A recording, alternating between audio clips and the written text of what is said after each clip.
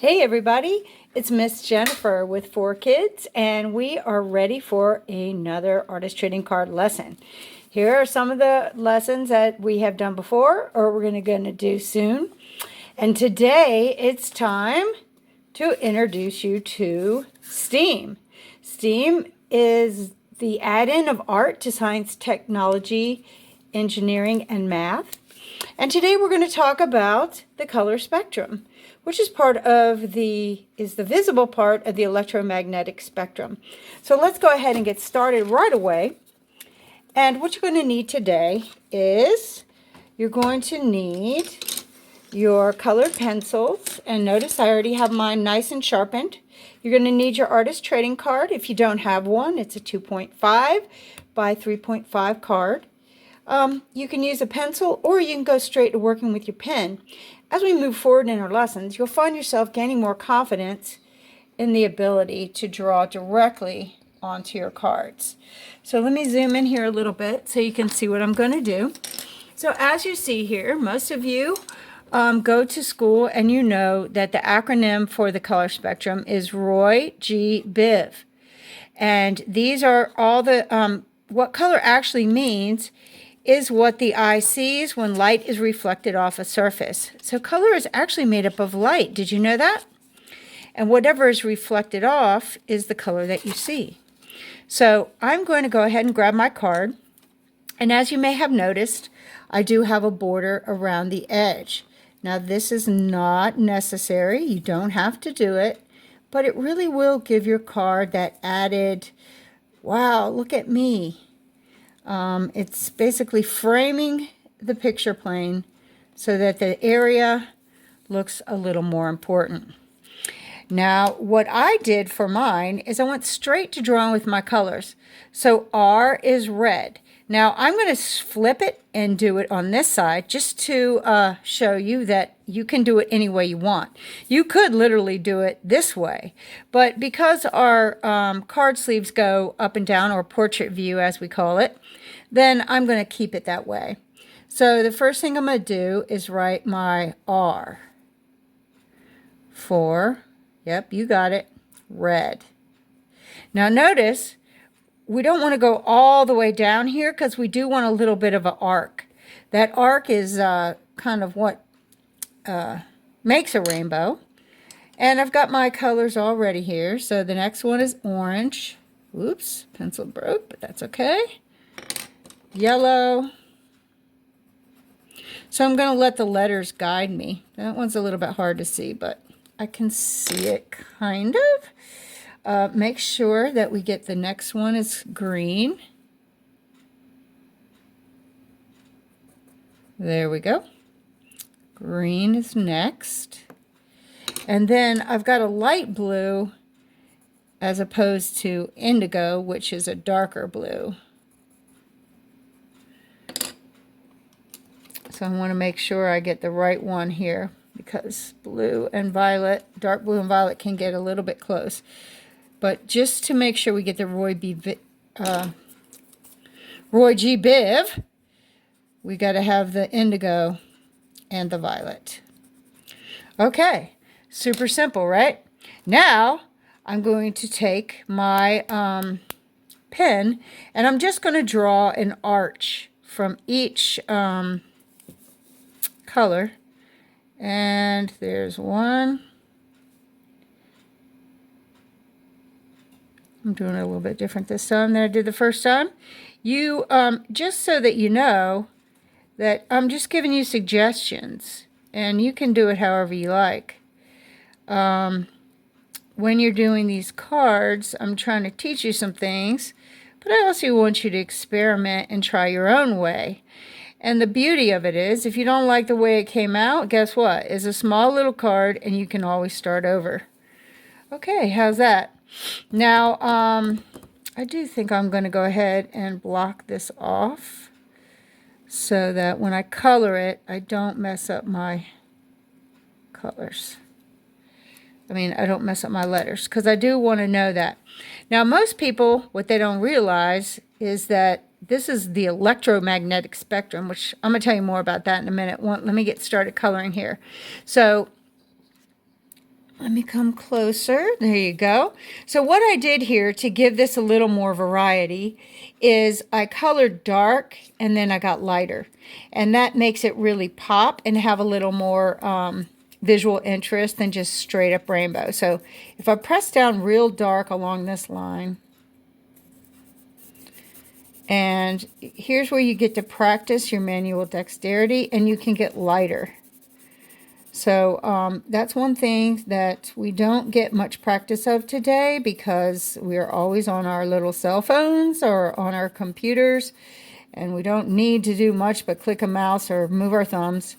So it's very nice to get this practice in using your hands, and it will help your brain to develop these, what do you call it, synapses. Builds your brain power. So there we go. How's that? Looks good? All right. Next one's orange. Now, as I'm doing this, I'm going to talk a little bit about the spectrum.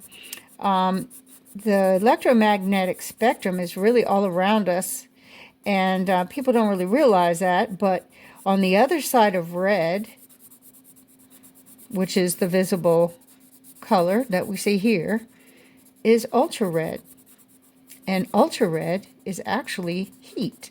So if you had on a pair of ultra-red glasses, you could see people emanating heat. And they do have those type of glasses, and they use them on cop shows, I'm sure you've seen. Also, on the other side of violet, guess what that is? Can you guess? You guessed it, ultraviolet. Now, ultraviolet is invisible, but it is the rays from the sun that give you sunburn. So you got to be careful of those ultraviolet. I got a little bit old looking because I was in too much ultraviolet. Okay, now there's also, as part of this spectrum, are crazy things like X-rays, microwaves, radio waves. All those things are part of the spectrum. And these are the only ones we could see, so they're super, super special. And imagine if we couldn't see them. Not all animals can see these colors. Some animals see some colors and some see other colors. And they say that maybe some see things that we can't see. Just like a dog hears things that we can't hear. So just because we can't see it doesn't mean that it's not there. All right. Anybody who ever got a sunburn can tell you that there's definitely UV rays. All right. Now notice how I put my finger right there to stop that line from going over. So it makes it's a little quick trick that I've learned through the years to use. Now you don't want to go all the way, but you want it to be a little bit lighter there, a little bit darker at the top. This is a super easy one today. Not too hard, not too much, what do you call it, creativity involved, but just in the way you want to color it. Plus, everybody likes rainbows. They're really, really beautiful.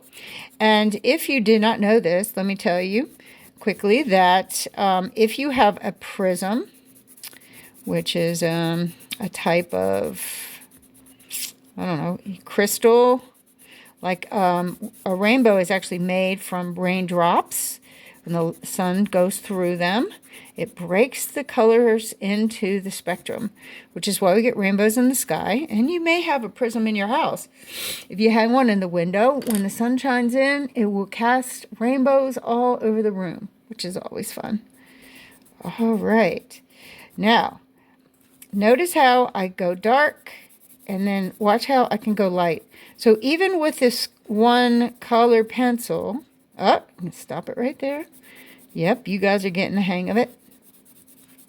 I can get a wide range of colors from the single pencil by using the pressure of my hand and how forcefully I apply.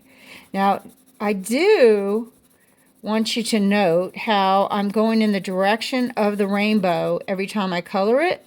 And that is because you want the object that you're coloring to, enhance the form that you're coloring, and so that it will look not messy at all, but actually really start to look as if it could be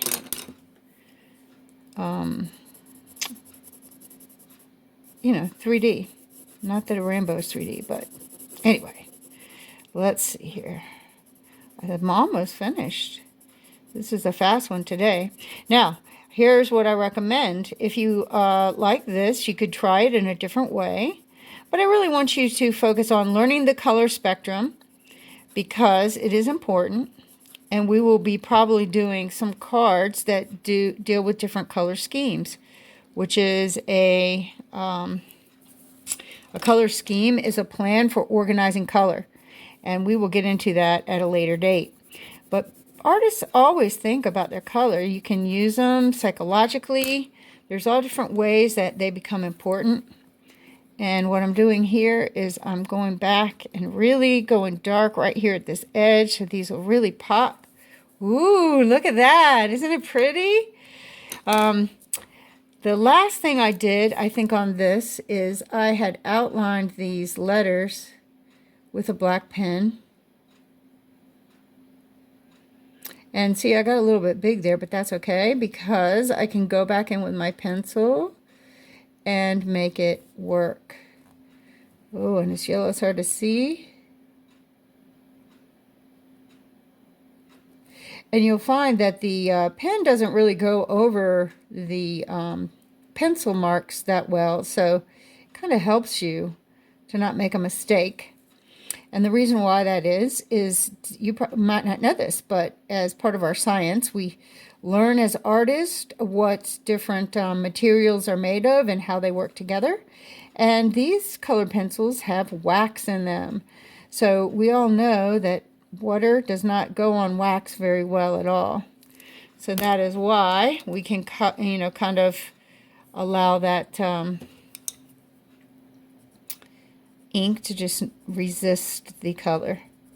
So here I'm going to color in the letters, and then I think I will be finished.